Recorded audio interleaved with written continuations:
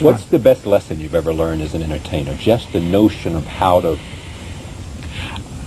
I think Kirby Stone, again, going back to that. Who was Kirby Stone? He had a group called the Kirby Stone Four, who, when I was, this is like 1970, they had several hits called Baubles, Bangles, and Beads, and they did jazz kind of things.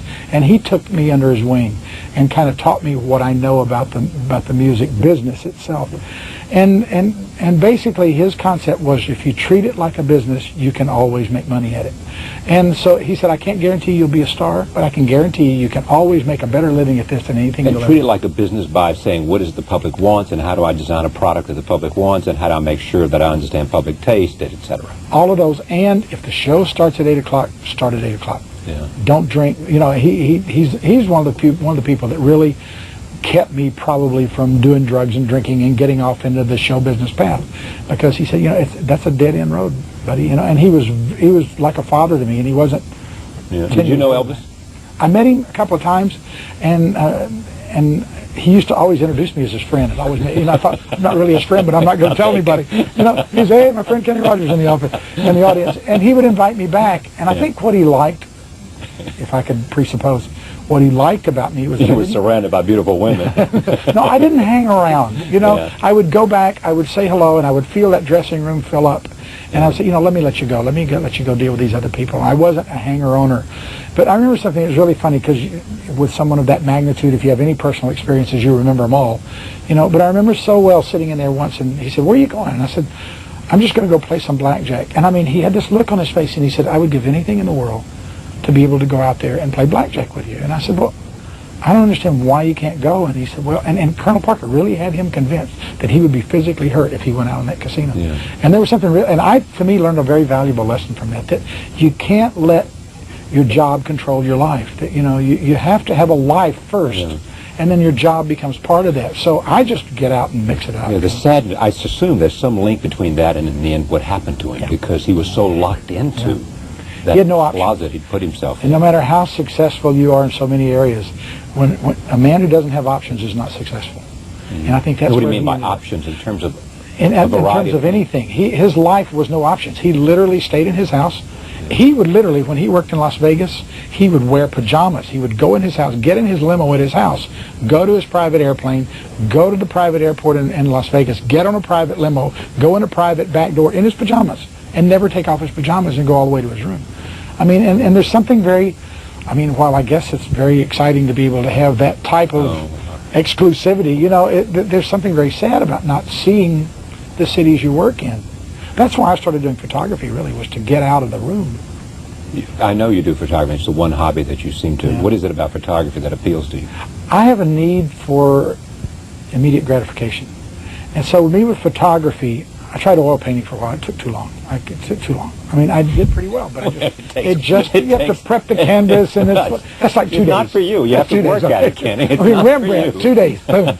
But for me, what it was is that with photography, I can take my cameras, I can go out and take a picture, I can come back to my room, I can develop the film. You develop yourself? Develop, printed, matted, framed, everything. Right. And I could do it all. I like that. Or I don't like that. Let me go shoot another one.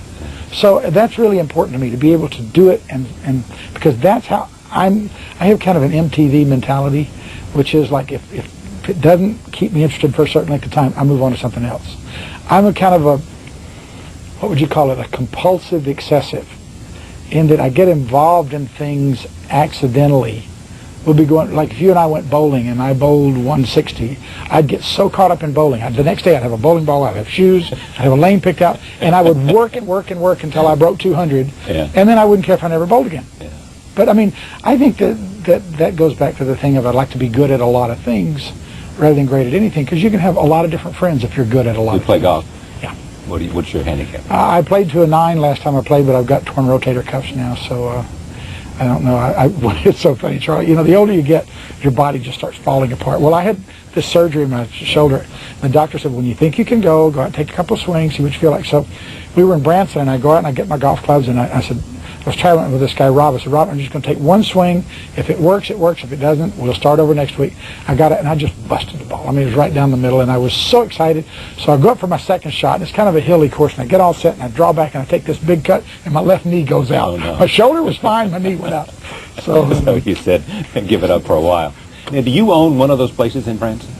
Yeah, I have a theater there called the Grand Palace, Yeah. and we've just done something there that is really, truly spectacular. What is that? My partner, Silver Dollar City, and I have just built this 285-foot steel hull. It's the largest landlocked vessel ever built. Yeah.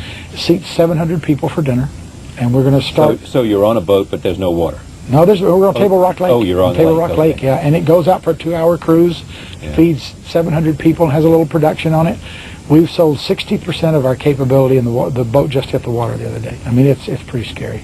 Wow. When the trouble's in your life, what happens? Why do you get in trouble that puts you on the cover of tabloids?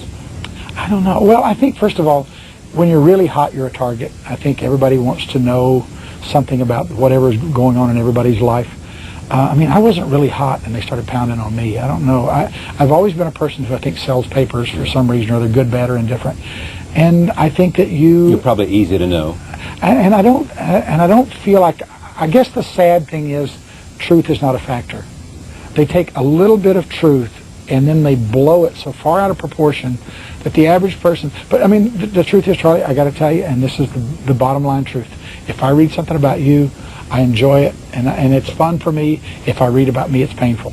Yeah. I mean, so if you read about me, it's fun for you because you don't know how much of it's true. You assume some of it is, you assume some of it's not, and you don't pass judgment. And that's your hope in this life, is that people will be smart enough to realize that there may be a little bit of truth, not enough to be damaging, but enough truth that you can't deny it. But once they take it to the other limit, once you start denying it, it becomes a bigger story. If they call me and ask me to quote for a quote in the thing, it becomes a much bigger story than if they have to say a close personal friend said. So you just have to Do you respond to those inquiries when they want you to respond? Every time I have, it's become 4 weeks. So I just So don't if you say don't say anything, it's a 1-week story. Yeah, it's 7 days.